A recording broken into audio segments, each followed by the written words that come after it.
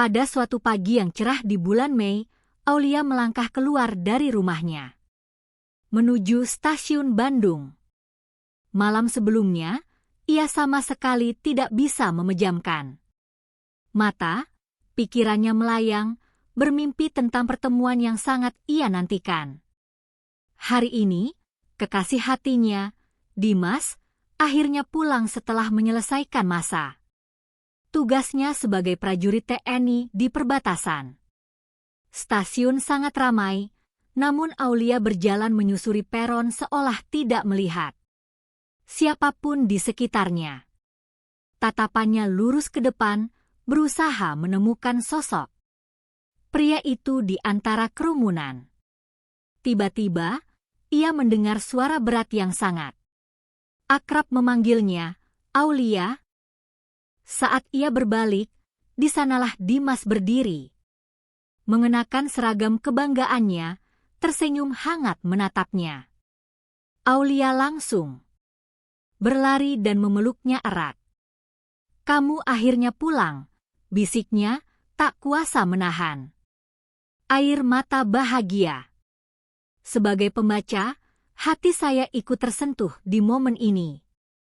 Kerinduan mendalam dari pasangan yang terpisahkan oleh tugas negara adalah sesuatu yang sangat emosional dan nyata di Indonesia.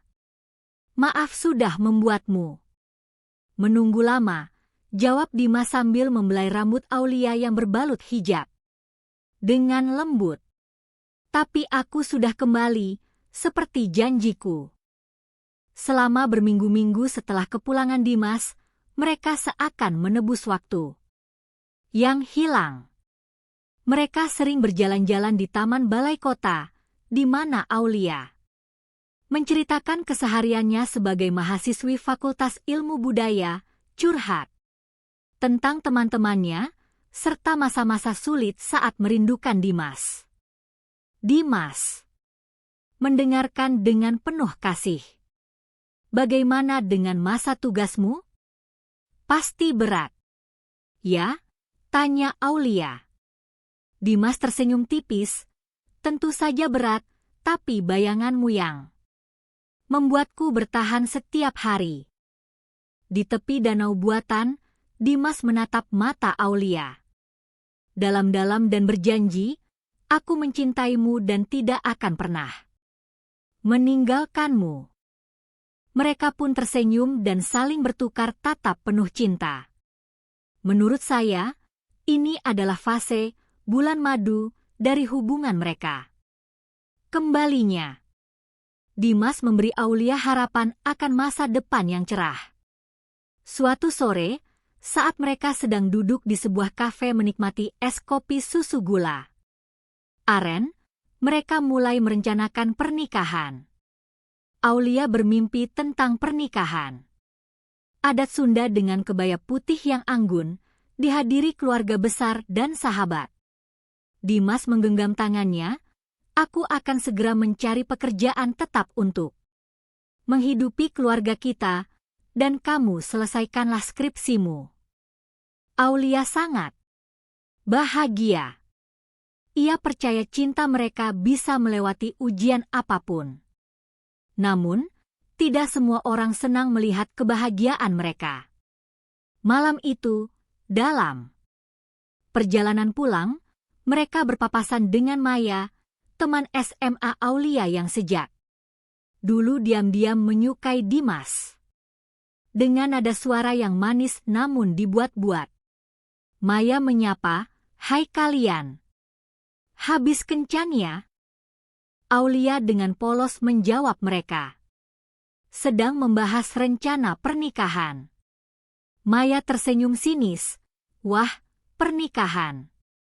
Semoga semuanya lancar ya.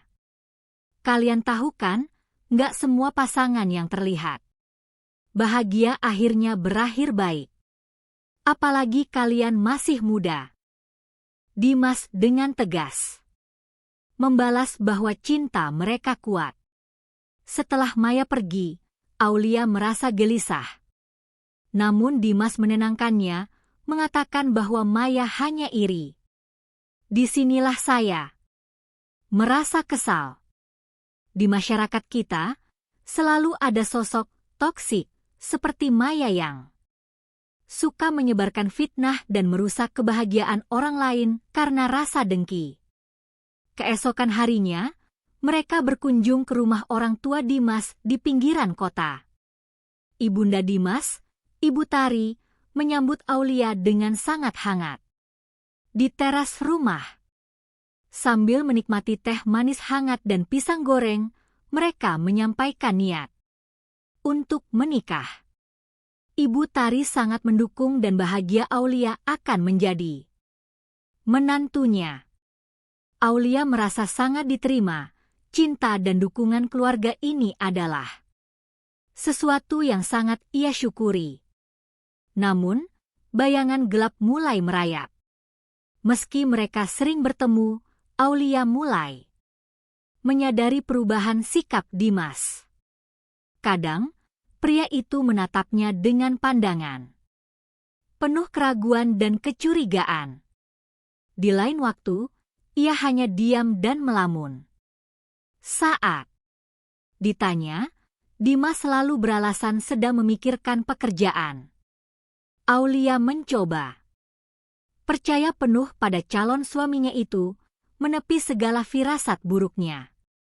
Sebagai pengamat, saya bisa melihat bahwa keheningan Dimas adalah bendera merah, red flag, yang besar. Komunikasi adalah kunci, dan Dimas memilih untuk menyembunyikan keraguannya. Hari pernikahan yang dinanti pun tiba. Aulia tampil luar biasa cantik bak bidadari dengan kebaya putihnya. Resepsi di gedung berjalan meriah. Namun, di tengah acara, Maya mendekati Aulia dengan senyum beracunnya. "Hai, pengantin baru. Aku baru saja melihat Dimas, dia kelihatan agak kacau." "Yah, aku cuma memperingatkan dia tentang sesuatu," ucap Maya sebelum berlalu pergi.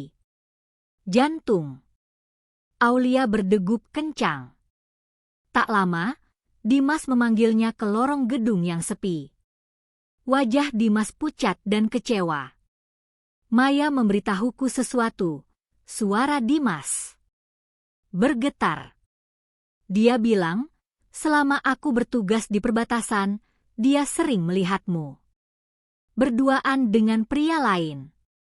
Apakah itu benar? Aulia terkejut setengah mati. Iya.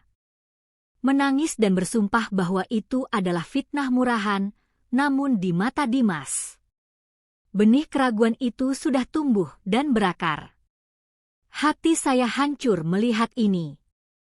Betapa rapuhnya kepercayaan seorang pria hingga ia lebih memilih mempercayai gosip dari orang luar dibandingkan wanita yang tulus mencintainya.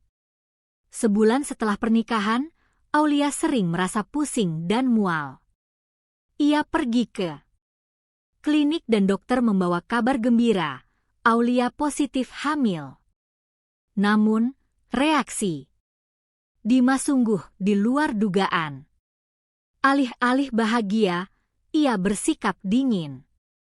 Sejak saat itu, perilaku Dimas semakin kacau. Ia sering pulang larut malam dengan aroma alkohol yang menyengat, sebuah tindakan yang sangat menyimpang dari norma agama dan sosial di keluarga mereka. Puncaknya terjadi saat kehamilan Aulia baru menginjak 7 bulan. Aulia tiba-tiba mengalami kontraksi hebat. Prematur.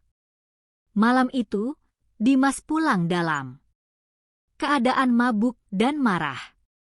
Aulia, yang menangis menahan sakit, memohon untuk diantar ke rumah sakit. Namun, kata-kata yang keluar dari mulut Dimas sangat kejam. "Pergi saja sendiri. Lagi pula, Maya benar. Itu bukan anakku. Kamu yang berbuat serong, kamu yang tanggung akibatnya." Ini Ambil ini sebagai sedekah terakhirku untuk anak itu. Dimas melempar beberapa lembar uang rupiah ke lantai, lalu pergi membanting pintu. Saya tidak bisa menyembunyikan rasa jijik dan marah saya pada Dimas. Sikapnya bukan hanya pengecut, tapi juga kehilangan rasa kemanusiaan. Dalam kondisi syok dan kesakitan, Aulia menelepon taksi online untuk membawanya ke rumah sakit sendirian. Karena tekanan batin dan stres yang luar biasa, Aulia harus melahirkan malam itu juga. Setelah proses persalinan yang panjang dan menyakitkan, lahirlah seorang bayi laki-laki mungil yang ia beri nama Satria. Meskipun prematur, Satria lahir dengan sehat. Saat Aulia mencium wajah putranya, ia merasa bahagia, sekaligus hancur karena ia harus membesarkan anak ini sendirian. Di malam yang sama saat Aulia bertaruh nyawa melahirkan, Dimas justru pergi mencari pelarian kepada Maya. Maya menyambutnya dengan tangan terbuka. Sudah. Ku bilang Aulia itu tidak setia. Aku yang selalu menunggumu dan mencintaimu. Dalam keadaan mabuk dan kacau, Dimas pun menghabiskan malam bersama Maya. Mengkhianati pernikahan yang baru seumur jagung itu. Sebulan berlalu, Aulia keluar dari rumah sakit. Dimas tidak pernah datang, menjenguk maupun menelepon. Aulia akhirnya mengemasi barang-barangnya dan kembali ke rumah ibunya.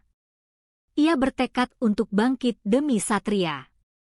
Waktu terus berjalan, Aulia berhasil lulus dari jurusan bahasa Inggris dan menjadi seorang guru di sekolah internasional ternama di Bandung. Ia membesarkan Satria dengan penuh kasih sayang, berusaha menutupi kekosongan figur ayah. Kekaguman saya pada Aulia sangat besar. Dia representasi perempuan Indonesia yang tangguh, strong, independent woman, yang mengubah rasa sakit menjadi motivasi untuk sukses. Suatu hari, saat sedang berjalan-jalan di mal bersama Satria yang masih kecil, Aulia melihat Dimas dan Maya berjalan bergandengan tangan, tertawa bersama. Meski ada sedikit rasa perih di dadanya, Aulia tahu bahwa masa lalu sudah selesai. Seiring bertambahnya usia, Satria mulai bertanya tentang ayahnya. Dengan bijaksana dan tanpa menanamkan kebencian, Aulia menceritakan kebenarannya bahwa dulu hubungan mereka tidak berhasil karena kesalahpahaman. Apakah aku ini anak yang buruk sampai bapak tidak mau menerimaku? Tanya Satria sedih. Aulia memeluk putranya erat. Tidak, sayang. Ayahmu yang membuat keputusan yang salah. Tapi, ingat, kamu punya ibu yang akan selalu bangga padamu. Pendekatan Aulia sangat luar biasa. Ia memutus rantai trauma, generasional trauma, dengan memberikan afirmasi positif kepada anaknya. Tahun demi tahun berganti.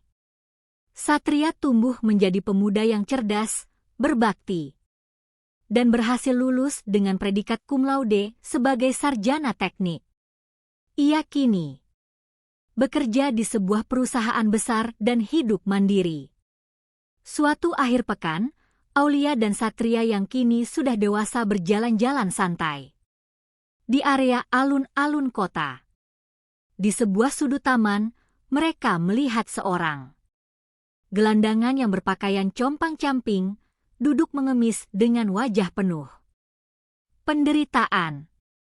Saat mereka mendekat, Aulia terkesiap. Gelandangan itu adalah Dimas.